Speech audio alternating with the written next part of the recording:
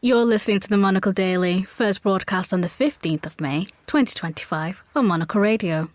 Russian President Vladimir Putin declines to show up for the talks he suggested. Why couldn't anyone stop an old and unfit man from running for President of the United States, with due acknowledgement that it's a question which could be put to either party? And is there a scientific formula for winning Eurovision? I'm Andrew Muller. The Monocle Daily starts now.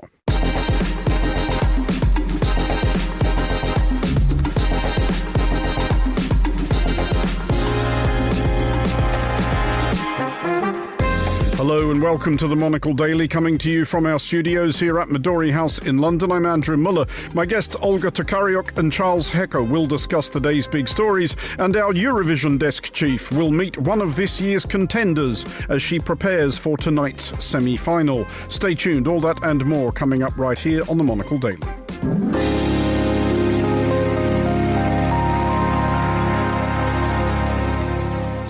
This is the Monocle Daily. I'm Andrew Muller. I'm joined today by Olga Tokaryuk, Ukrainian journalist and fellow at Chatham House Leadership Academy, and Charles Hecker, author of Zero Sum, The Arc of International Business in Russia. Hello to you both. Good afternoon. Good evening. Olga, one of the rare occasions that I do actually wish we had pivoted to video so that listeners might enjoy your outfit as much as Charles and I are. Fabulous shirt you are wearing. There is a reason for it. Please explain. Yeah, well, it's a Vyshyvanka Day in Ukraine today, so it's a traditional embroidered shirt or dresses. There are many variations that appeared in recent years that a lot of Ukrainians have made a habit of wearing quite often. But on this day, Ukrainians both in Ukraine and outside of Ukraine, and as you know, as many as 7 million Ukrainians have fled abroad because of the Russia's full-scale invasion since 2022. So that's the day when they are wearing this traditional shirts. And so if you see today somebody wearing a beautiful embroidered shirt, they are probably Ukrainian. Has it become more of a thing in the last 3 years especially? Yeah, absolutely. And, you know, there are a lot of this niche up-and-coming fashion brands in Ukraine that are making modern versions of this traditional outfit. And it's become incredibly popular. They are like very stylish, a lot of, you know, very modern variations. And a lot of people across the world, actually, who are not Ukrainian, are also buying and wearing Vyshyvankas because it's just such a nice gesture of support of Ukraine. But also it's a very stylish outfit. All of which is absolutely true. Charles, you are not wearing a Vyshyvanka. I cannot help but notice. I'm a little bit jealous, though. It's a very good look. It is a very good look. You have, however, recently been shilling your book in Sweden. That's right. I've been speaking at a company conference, talking a little bit about Russia and Ukraine, talking about geopolitics, talking about the energy sector, and also just enjoying the beautiful scenery of being on the Stockholm archipelago in a searing bright blue sky, surrounded by shimmering aqua water. Aren't you glad to be back in London where there's thick clouds and 16 degrees in May? Get me back to Stockholm, please. But just today, to be fair, it was a beautiful weather in London in the past months. And actually in Ukraine now it's very cold, unusually for May. So climate change is real. Well, we are going first to Turkey, which is more than President Vladimir Putin has done. Listeners with memories stretching back to earlier this week may recall Putin proposing direct talks in Turkey to secure peace in Ukraine. However, he appears to have changed his mind shortly after his Ukrainian counterpart, President Volodymyr Zelensky, said he'd be happy to turn up, would see him there, etc. Nevertheless, meetings are happening between Ukrainians, Russians and others in 3 Turkish cities. For what it may turn out to be worth, the head of the Russian delegation in Istanbul, Putin flunky Vladimir Medinsky, has said that Russia is in, quote, a working mood and is ready to discuss, quote, possible compromises. Olga, is this going anywhere? Well, I think he probably meant compromises by Ukraine because we haven't seen any willingness, any indications on Russia's side that they are ready for any concessions or compromises. Actually, Medinsky, he also said that they see these talks that may or may not be happening as a continuation of talks in 2022 in Istanbul again, when Russians in the very early stage of the full-scale war, they came there and basically they put on the table a list of concessions that Ukraine in their opinion, had to make, such as, drastically cutting the size of its armed forces, giving Russian language the status of an official language, and like all the other things on top of territorial concessions.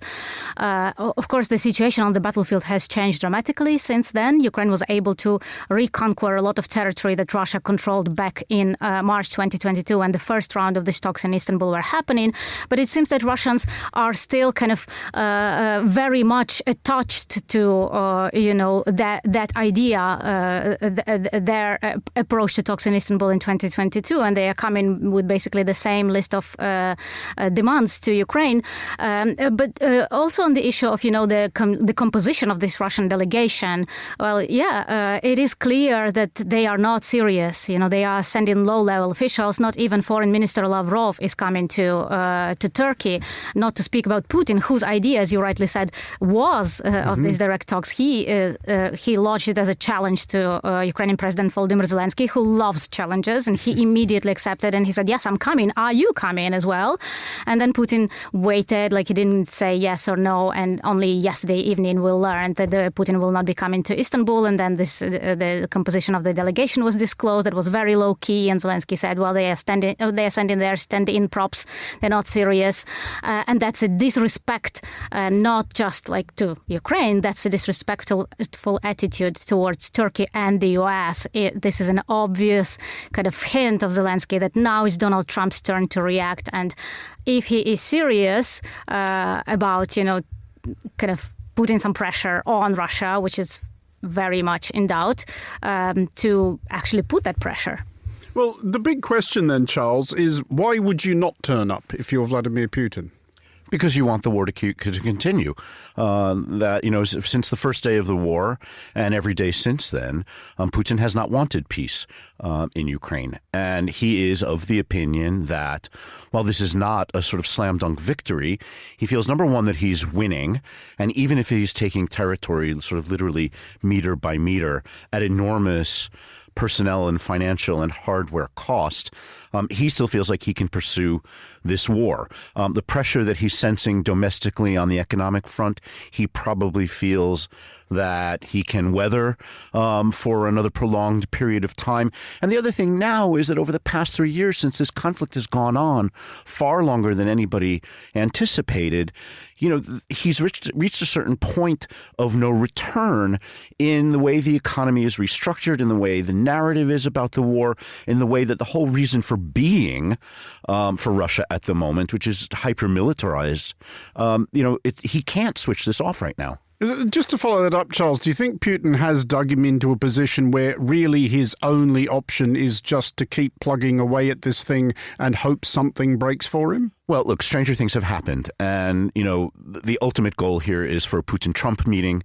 I think that Trump has tragically miscalculated on Putin time and time again. So even a Putin-Trump meeting may not switch things off. Putin is not getting very good information about what's happening in Ukraine. He's not getting very good advice from the people who surround him. It is, increasingly sort of thought that he's not making logical and rational decisions about all of this. And so, where is the off-ramp? Where is the off switch on this? And nobody knows if there is one. And if there is, if Putin can actually put his finger on it. On the subject of President Trump, Olga, who did hint that he might be willing to pitch up in Turkey if he thought there was some credit he could claim, do you get any sense, or are you at all optimistic that maybe in the last few weeks in particular, the Americans' patience with Russia is starting to ebb a little bit? Because what we do understand about Trump is that he did promise an end to this war on day one. He's since sort of said he was kind of joking. But what we also know about Donald Trump is that the one thing he appears to desperately want more than anything else on earth is a Nobel Prize for peace. And if he starts to think, well, I'm not going to get it by being nice to Putin, does he start thinking, is there another way I can get it? Yeah, well, I'm not sure.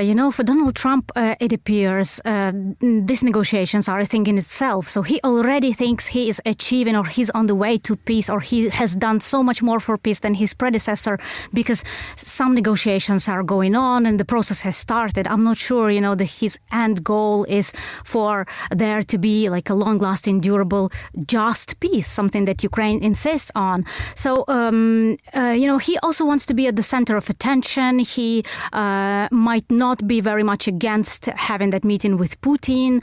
And he doesn't seem to be actually, taking Ukraine or Ukrainian agency very seriously. So his his approach to Russia is seen like Putin as rather an equal counterpart more than Zelensky. And that, I think, is partially a problem here. Well, whether there is like any optimism, I would say there is like very cautious optimism in Ukraine that just maybe Trump, but also European leaders who are trying to persuade him to, deliver on his promises and impose those harsher sanctions on Russia. There is that bill reportedly prepared by Senator Lindsey Graham sitting, waiting to be approved that might impose like harsher economic costs for Russia and make it rethink its approach, because that's actually something that might work with Putin. Russian economy is not doing very well. Yes, indeed, they are preparing like the new offensive. There are reports by Ukrainian but also Western intelligence services that Russia is preparing a new summer offensive. Summer is always a good season to go on the offensive on the battlefield.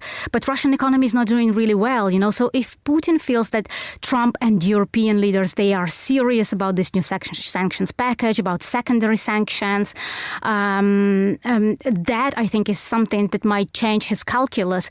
But I think what he's doing with these negotiations as well is again like testing, is Trump serious? Are Europeans serious? And it doesn't seem to be the case. Well, we will move on to a weird thought, which is that only 116 days ago, Joe Biden was president of the United States. Possibly even weirder thought, only 12 months ago, he was still insisting that he was running for a second term. A new book called Original Sin by Jake Tapper and Alex Thompson suggests that not only was it a bad idea for Biden to seek a second term, but that this was well known by the president's inner circle long before it became glaringly apparent to the voting public. Based on interviews with dozens of Biden's circle, the book is a singular depiction of a common political conundrum, i.e. people being well aware of an issue, yet completely incapable of addressing it. Charles, first of all, based on what we have gleaned from this book so far, is it anything we didn't know or couldn't have guessed? No, but when you put it in black and white, and this is probably going to be the first of many similar books, when you get it out there and somebody commits it to the page, it takes on a sort of new life and a fresher life and causes us to reflect on what's happened. And it's interesting that you said that it was 116 days ago only. It feels like it was 116 years ago, which sort of gets us close to what Biden's age was at the time. So, I think this will be, will not be good for the Democrats. And this will not be good for the Biden entourage, including the vice president, including his chief of staff, including the Biden family, which closed ranks around him and protected him from excessive scrutiny, and this coterie of aides who tried to sort of propagate the myth that Biden was competent. This is going to shed light on an extremely difficult period for, the Democratic Party's brand, for its strategy makers, and will linger now as ongoing questions is the party's competency going forward. Just to follow that up, Charles, and I'm doing that thing of you being the token American at this table of therefore blaming you for absolutely everything that the United States ever does wrong. Is there an institutional problem with the office of the presidency? Because it's not the first time this has happened. One thinks probably most obviously of Woodrow Wilson, Ronald Reagan, both of whom towards the end of their presidencies were just extremely unwell. and really not capable at all of meeting the considerable demands of that job. Keep going. FDR, Dianne Feinstein, perhaps even Nancy Pelosi. John F. Kennedy, it might be. And I'm branching out even beyond, by mentioning people who sit in the Congress. I'm branching out from the office of the presidency. I think there's an institutional problem in the United States with age and with term limits and with age limits. And every once in a while you hear these things pop up in political discussion only to be sort of very quickly sort of cut off, sort of like discussions about ending the filibuster. But it would be wise for the United States perhaps to consider, there is, of course, already term limits on the president, but there aren't term limits for anybody serving in the House of Representatives or the Senate. It might not be a bad idea to cap the age at which public servants have to leave elective office. And that's the institutional problem that the American political system is grasping with right now. Or, Olga, I would put a mild counterpoint to this, that if you take away the optics, the way that Biden looked and the way that Biden sounded, which were really no more or less than a man of his age would look or sound, wasn't he actually kind of an effective president? If you take his record, certainly domestically, and assign that to a notional 55-year-old with a full head of hair, it's not bad.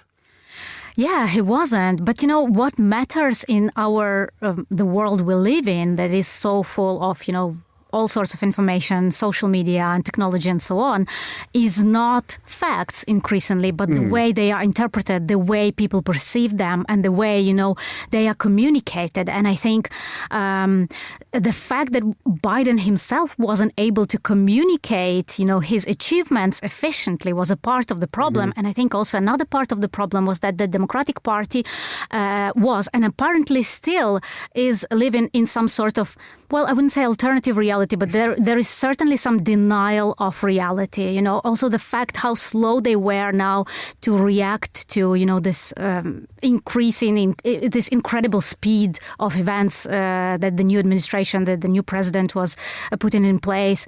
Biden just recently gave his first interview, I think, to the BBC after he left the office. And even in that interview, he refused to admit that, it was too late, like that he withdrew too late and maybe that should have been done earlier. So I think the reason that there hasn't been enough reckoning done within the Democratic Party with, why that happened, why they failed, why, all the mistakes that led to this, well, frankly, disaster, not just for the U.S., but for a lot of other countries across the globe.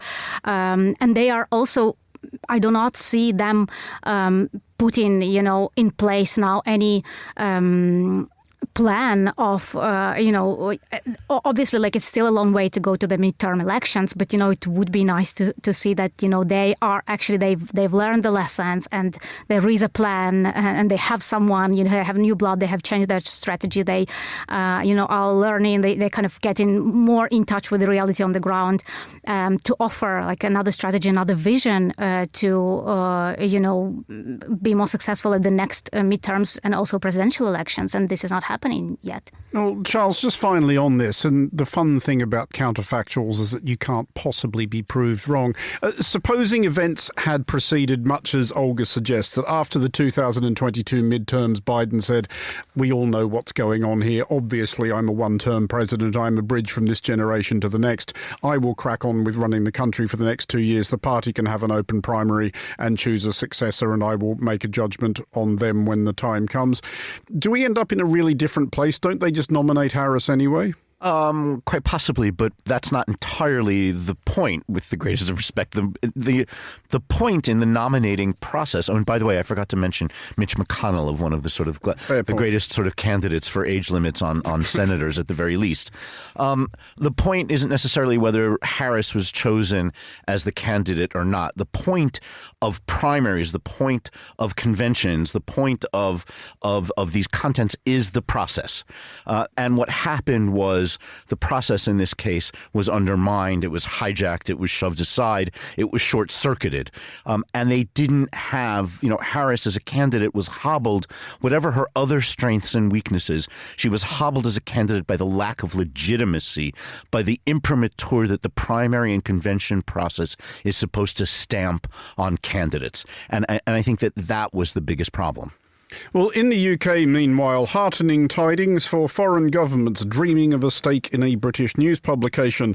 A law passed last year under the previous government to forestall such acquisitions has been tweaked somewhat, to the effect that foreign states and their proxies, sovereign wealth funds, pension schemes et al., will be permitted to own up to 15% of a given British newspaper or news journal.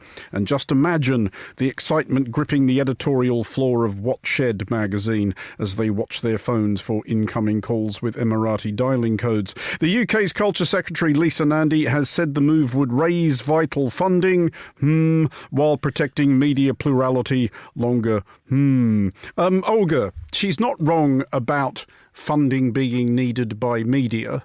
Does it really matter if you're a British publication and 15% of it comes from Abu Dhabi or Saudi Arabia? Well, I can't help but thinking about some previous cases when, people with British passports, but also with dual nationality, like some Russian nationals, Lebedev, for example, who are owning some British newspapers. And I'm not sure, that was it as widely discussed and debated as this new provision is. So that was already happening. Foreign nationals or people who had dual nationality, but very close also to a foreign government. Lebedev was put on the sanctions list, Alexander Lebedev, after full-scale invasion of Ukraine, and then his son took over the ownership of the newspapers. So that has already happened. So it was already an issue here. I don't know how much worse it can get. Is there a massive difference, Charles, between a foreign state controlling an amount of British media and a foreign individual controlling an amount of British media? I suppose it depends on the individual and it depends upon the state, because some individuals will be put forward into those roles as emissaries of the state that they come from and represent and act as conduits and channels for messages from that state. I mean, since I'm in a slightly contrarian mood this evening, this strikes me almost as a reasonable compromise because the UK media needs the investment. The broader question is whether investing in legacy media is a wise move no matter what country you're from. And it's great to see the diversity and the plurality and the vitality of the British media sort of granted this lifeline in the form of some foreign capital. It's not just the presence of foreign capital in the media sector that's going to keep it alive. It's what they do with it. If there are foreign individuals who take this 15% stake, or if there are foreign states that take the 15% stake, I don't think it matters all that much. I mean, if the states take it, would it be through their sovereign wealth funds, or would it be through, their sort of appointed emissaries? We have yet to see. What 15% doesn't get you, though, I mean, it gets you influence, but it doesn't get you enough votes on the board to actually steer the course of an asset. And I wonder whether 15% is going to be enough to get anyone into the sector in the first place. Here, give us, millions of dollars, but frankly, 15%, we're not going to give you very much control in return. Just a final thought on this one, Olga. Should the media, in terms of foreign ownership, be regarded as a special case? Because, of course, in the United Kingdom, as in many other countries, foreign interests, foreign individuals, foreign governments own all kinds of stuff. Well, it depends, of course. I think it depends very much on what states are those and what their policies towards media are in their own countries, but also whether they have a history of foreign interference, whether that's part of their foreign policy, whether, it's in their national interest. And we know that there are states that actually do that on a regular basis. So I think there should be caution exercised in approaching, which states, representatives of which states may be allowed to do that. I agree with the point, that the media, they need the money. They are facing a crisis, the funding crisis in many countries all over the world. And the trust in legacy media is also decreasing, which is another problem. So there need to be some innovative solutions, and money might finance and fund those innovative solutions. However, in order to maintain that trust and not to undermine it further, I think there needs to be some caution in, who can, where is this money coming coming from and what are the interests of the states. Well, to Basel now, which this year is the lucky city hosting the Eurovision Song Contest. We will shortly have more from Monocle's Eurovision desk chief, Fernando Augusto Pacheco, who is attending the event, although not in an affront to natural justice as host. Before then, however, the panel's attention is directed to the New York Times, which believes it has solved Eurovision. Specifically, the Times claim to have meticulously analysed every winner this century. They are not paid enough, and nailed down 7 helpful traits, 5 do's, a theme of empowerment, English lyrics, a folk motif, expansive staging and fire, and 2 don'ts, key changes and novelty acts. Olga, our listeners were probably already thinking of a Ukrainian winner who went all in on the fire aspect, certainly. What do you think of these suggestions? Yeah, well, I think there is something to them. Certainly the folk element was something that, brought victory to many countries. Actually, in recent years, I don't see it featuring that much as maybe 5 or 10 years ago. Actually, my favorites this year, Sweden, have the Finns from Sweden. They have the sauna element to it. I don't know if you can consider it. And an accordion, folk. And it's not in English.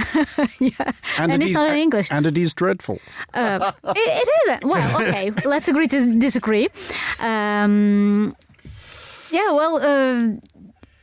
Certainly the folk element is something that helped in the past, but in terms of the language, we've seen more variety in languages, in like local national languages in recent years, and I think this year is like the highest number of participants who sing in their languages, so that is also changing. That might apply to this New York Times guidance or tips. They might apply to the previous years, but things are changing. We don't know whether this year they will be relevant. I greatly enjoy or greatly endorse, Charles, the foreign language idea. I think people should sing at Eurovision in their own language because it means I can't understand most of the lyrics, and that greatly enhances my enjoyment of the evening. I also like a key change. I agree with you. I'm crushed at the upcoming absence or the recommendation against a key change in music. This is the emotional sort of payoff moment. It's sort of the vocal equivalent of the money shot in singing, and that is that you're waiting for the key change. You're waiting to see if the vocalist will make the key change and whether he or she can sort of go up an octave or not. So I'm as equally distressed about this, but I applaud the New York Times. I mean, look, the Pulitzer Prizes, including the Pulitzer Prize for Explanatory Journalism, were just awarded a couple of weeks ago. So I would like to alert the Pulitzer Board for next year in the explanatory category. This is my number one candidate. Olga, we do have to talk about our own personal investment in Eurovision. Is Eurovision a big night for you? Well, absolutely it is. My daughter actually keeps nagging me that we have to go to Eurovision like live, and next year she almost made me promise that next year we're going. So I'm actually watching with trepidation and hoping that the current year winners is not Australia or Norway or I don't know any other country that is not very accessible or affordable. So basically, you're really hoping Eurovision is won by somewhere quite close and inexpensive. Italy? Greece? Italy, yeah, actually, they would be nice places to take your daughter, apart from absolutely. I don't have the odds in front of me. I know France are quite well supported, and I think, and this is probably bad news for you, there's quite a bit of money for Finland as well. Charles, as an American, are you completely baffled by the entire thing? One of the signs of my sort of adoption of Europe as my home over the past, many years is my increasing affection for Eurovision. And actually, though, I feel a little bit like a lover scorned on Eurovision because in previous incarnations, I think it was a lot more interesting to watch. And I think when it was a little bit more quirky, a little bit less predictable, frankly, to be candid with you, a little bit more political, I think it made for better watching. I'm a huge fan of the Eurovision entry with the extremely thinly veiled passive-aggressive political agenda. That's right. And the voting now is sort of a little bit more predictable than it used to be. it's now sort of like watching a sort of very, very slickly produced, it's sort of like watching the Oscars or watching, the Emmy Awards, or a very slickly produced award show where there's very little surprise and very little sort of anything to sort of grab onto. There's a sort of an arc to my affection for Eurovision, but, I'm still going to watch it. Charles Hecker and Olga Tokaryuk, thank you both for joining us. And tonight, as we were saying, Basel hosts the second Eurovision semi-final. A competitive bunch this year, from Australia's obviously fantastic Milkshake Man, which will only be deprived of ultimate righteous victory by jealous European audiences or crooked judges, to a pop opera extravaganza from Austria. Cannot wait for that one. But Monocle's Eurovision desk chief Fernando Augusto Pacheco has a favourite of his own, and it is Finland, sorry Olga, with the libidinous Ich komme by Erika Wickman. And here is their interview. Erika starts telling us exactly what she means by the title of the song.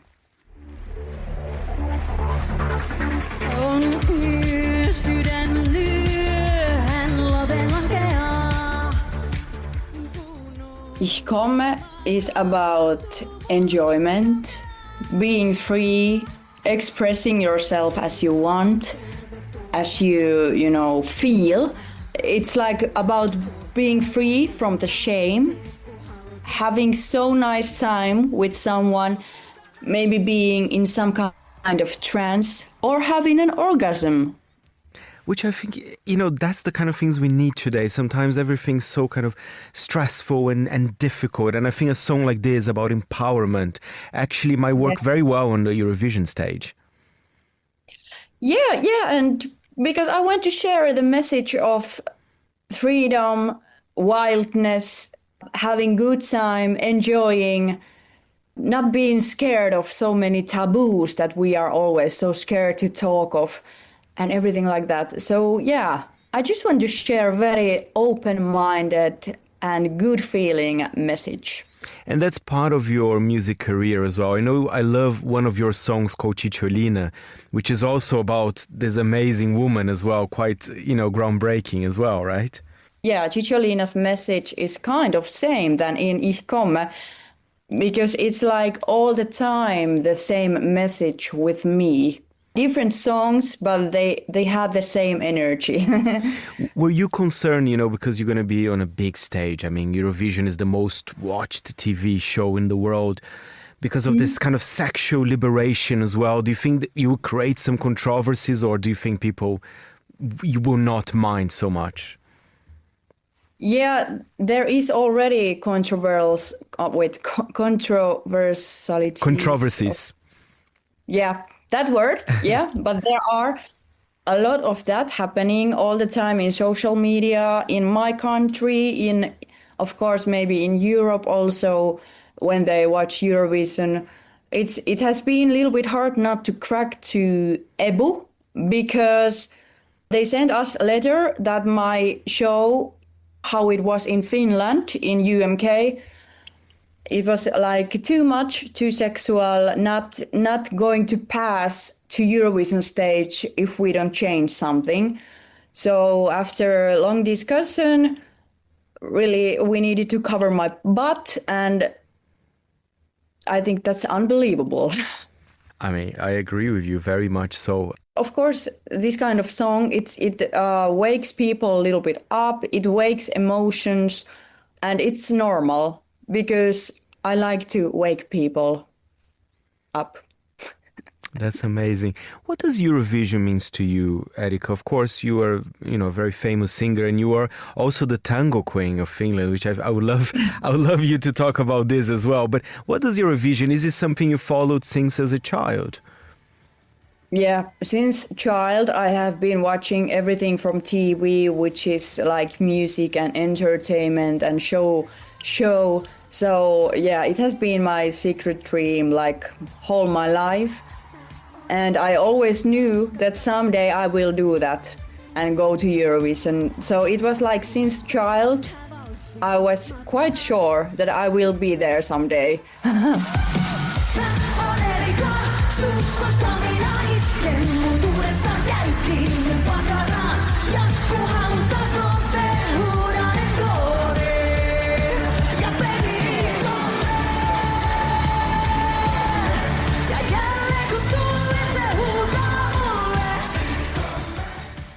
What can we expect on stage? Of course, you're not going to review everything, but I know you're also an amazing dancer. You've won competitions. No. You are.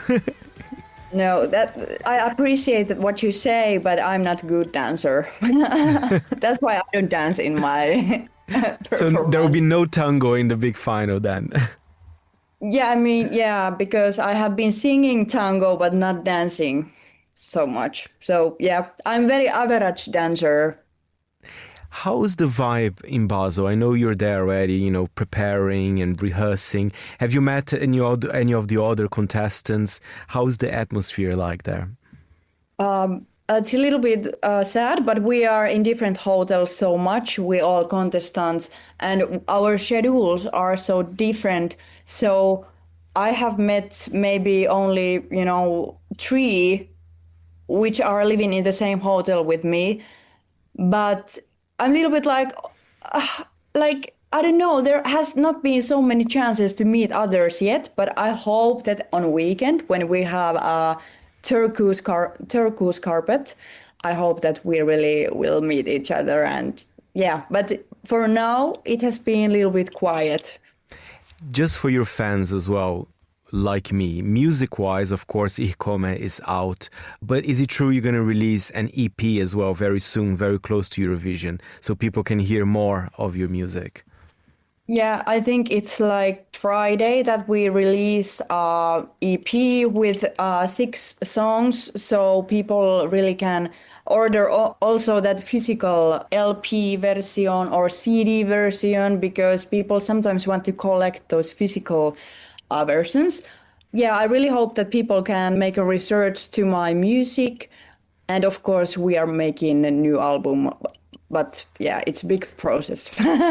My final question, because I've been very curious, in the video for Ich Komme, which is a beautiful video, I love it. What is that Thank liquid? you. Is it some sort of chocolate gold? Or I never know how to describe. What was that actually? It was a syrup, very sugar thing. When I was swimming in that, it was very hard because when it get a little bit dry, it was very sticky. But yeah, it was a nice experience. Then you have to go to a sauna later. Maybe you meet the Swedes from Kai as well, which is also related to Finland, right? Yeah, they are from Finland, and actually sauna is from Finland more than from Sweden. But Sweden wants to steal. I'm a member of a sauna diplomatic society, by the way, so I do like a good sauna as well. I come from Tampere, which is like real sauna city. There is like those flowing saunas like up to the lake and everything. So it's like real sauna city, and there is so many different sauna versions. And of course, every Finn almost have sauna at their home.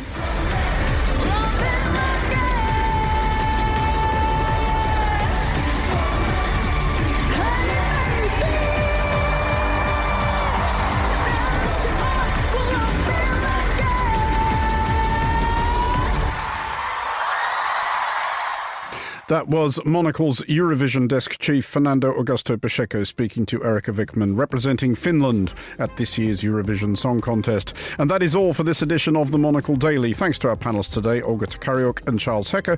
Today's show was produced by Tom Webb and researched by Francesca Jolks. Our sound engineer was Steph Chungu. I'm Andrew Muller here in London. The Daily is back at the same time tomorrow. Thanks for listening.